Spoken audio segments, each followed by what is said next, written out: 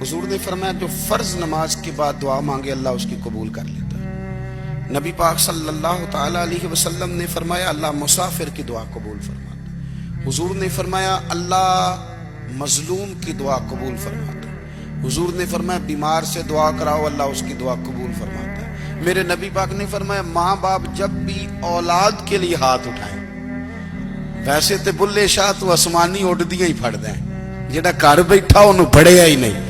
حضور فرمانے لگے ماں باپ جب بھی اولاد کے لیے دعا فرمائیں اللہ ان کی دعا کو قبول کرتا ہے۔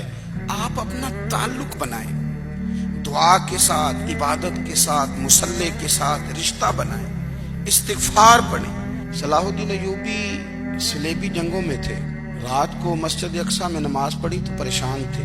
ایک بزرگ سے ملاقات ہوئی تو وہ کہنے لگے کہ آپ بڑے پریشان ہیں۔ کہنے لگے حضور پریشان اس لیے ہوں کہ پہلے ہی مسلمان کمزور ہے، اب میں نے سنا ہے دشمن کا ایک بحری بیڑا وہ جنگی سامان سے بھرا ہوا آ رہا ہے، تو اب ان کے پاس اور تلواریں اور نیزے آ جائیں گے، مسلمانوں کے پاس پہلے ہی وسائل کی کمی ہے، پریشان ہو کس طرح کر کے مقابلہ کریں گے۔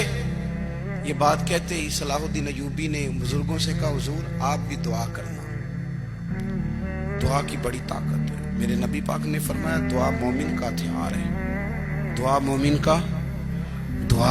کا۔ حضور نے فرمایا تقدیر کو سوائے دعا کے کوئی چیز نہیں بدل سکتی، دعا مومن کا ہتھیار ہے، یہ کافر کے پاس کوئی نہیں، یہ ہتھیار ہے مومن کا۔ اللہ کرے آپ کو سمجھ آئے، پھر سنیں، کئی بار کہہ چکا ہوں یہ ہتھیار ہے۔ کافر کے مقابلے میں جو تیرے پاس سب سے بڑا ہتھیار ہے وہ دعا ہے۔ دعائیں کرانی چھوڑ دی، کرنی چھوڑ دی، لینی چھوڑ دی۔ حضرت سیدنا انس بن مالک رضی اللہ تعالیٰ عنہ فرمایا کرتے تھے میں نے وہ رنگ دیکھا ہے جب حضور دعا مانگتے تھے اور حضور کی مقدس آنکھوں میں آنسو بھی ساتھ ہی بہا کرتے تھے، میں نے وہ انداز دیکھا۔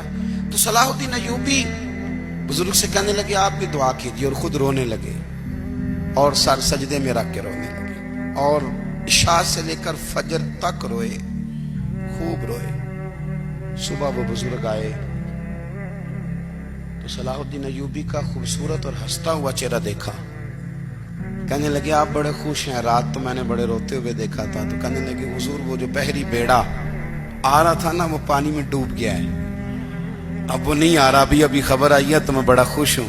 بزرگ کہنے لگے اٹھ سینے سے لگ، اور سونے کے بعد وہ بحری بیڑا پانی میں نہیں ڈوبا، وہ تیرے آنسوؤں میں ڈوب گیا ہے۔ وہ جو تو رات رویا ہے نا رب کریم کی بارگاہ میں تو وہ ڈوب گیا ہے۔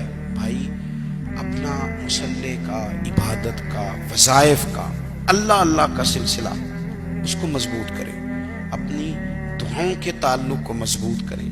دعائیں بڑے انقلاب برپا کر دیتی ہیں۔ ہم تھوڑے نا جب سے خشک ہوئے ہیں نا، خشک، اور میری تو جماعت ہی صوفیاء کی جماعت تھی، ہم تو داتا علی اجمیری کی جماعت سے، ہم تو خواجہ اجمیری کی جماعت سے، ہم تو شیخ احمد فاروق سرہندی کی جماعت سے، ہم تو صوفیاء کی جماعت۔ ہماری جماعت نے بھی وہ تعلق جو ہمارے بزرگوں نے بنایا تھا۔ بزرگ اللہ کے قریب کیسے جاتا ہے؟ تو ہمارے یہاں نا بہت سارے لوگ کہتے ہیں جی نظر ہو گئی تو کام ہو گیا۔ بھئی جو بخاری مسلم میں طریقہ ہے نا اللہ کا قرب پانے کا وہ تو نفل ہے۔ نبی کریم علیہ السلام نے فرمایا بندہ نفلوں کے ذریعے رب کے قریب جاتا ہے، اور اتنا قریب جاتا ہے کہ پھر اللہ اس کی زبان بن جاتا ہے، اللہ اس کی آنکھیں بن جاتا ہے، کان بن جاتا ہے، ہاتھ اور پیر بن جاتا ہے۔ تو یہ تو عبادت ہے، یہ تو اللہ کی بارگاہ کی حاضری ہے جو آپ کو اللہ کے قریب کرے گی۔ تو نماز کو اہمیت دے کے ادا کریں، نمازیں موبائل بند کر کے ادا کریں۔ لیکن نا کچھ لوگ کہتے ہیں مجھے ٹائم نہیں ملتا نماز کا، تو میں کہتا ہوں یہ آپ نے بڑی جرت کی بات کی ہے۔ مجھے کو میرا پیر بھائی کہہ دینا میرے پاس ٹائم نہیں ہے آپ کو ملنے کا، تو میں کہتا ہوں آج کے بعد آنا ہی نہ۔ تو کیا سمجھتا ہے تو بہت بڑا آدمی ہے، تیرے پاس ٹائم نہیں ہے اور ہمیں ملنے کا ٹائم، موج کر۔ تو آپ نے اللہ رسول کو کہہ دیا ٹائم نہیں۔ اور عجیب فلسفہ ہے نا، کہا جائے نماز پڑھنے آؤ تو کہتے ہیں کپڑے ٹھیک نہیں، اور کہا جائے کہ آؤ ذرا دعوت پہ چلیں تو کہتے ہیں 1 منٹ ٹھہر میں کپڑے بدل کے آیا۔ نماز کے لیے کہا تو کہتا ٹھیک نہیں، دعوت کے لیے کہا تو کہتا میں ذرا تیاری کر لوں، یوں جانا مناسب نہیں۔ معاملہ ٹھیک نہیں۔ رب تو فرماتا ہے کہ جب تم مسجد میں آ تو زینت اختیار کر کے آ، خوب ذوق سے دعا مانگیں، خوب شوق سے نماز پڑھیں، خوب استغفار کا مزاج بنائیں۔ آپ لوگوں کے بیچ رہ کے سکھ حاصل کرنا چاہتے ہیں، لیکن آپ کو پتہ ہے کئی مہینے غار حرا میں رہنا بھی مدینے والے محبوب کا طریقہ ہے، ہر سال اعتکاف بیٹھنا الگ سے، یہ بھی حضور کا طریقہ ہے۔ مسجد نبوی کے اندر دروازہ کھلتا تھا نبی کریم کا، پر گھر کے اندر نفل پڑھے نبی پاک، اور حضور فرماتے کچھ نفل نماز گھر میں بھی پڑھا کرو، گھر کو قبرستان نہ بناؤ، ہمارا گھر اللہ کے ذکر سے آباد ہوگا۔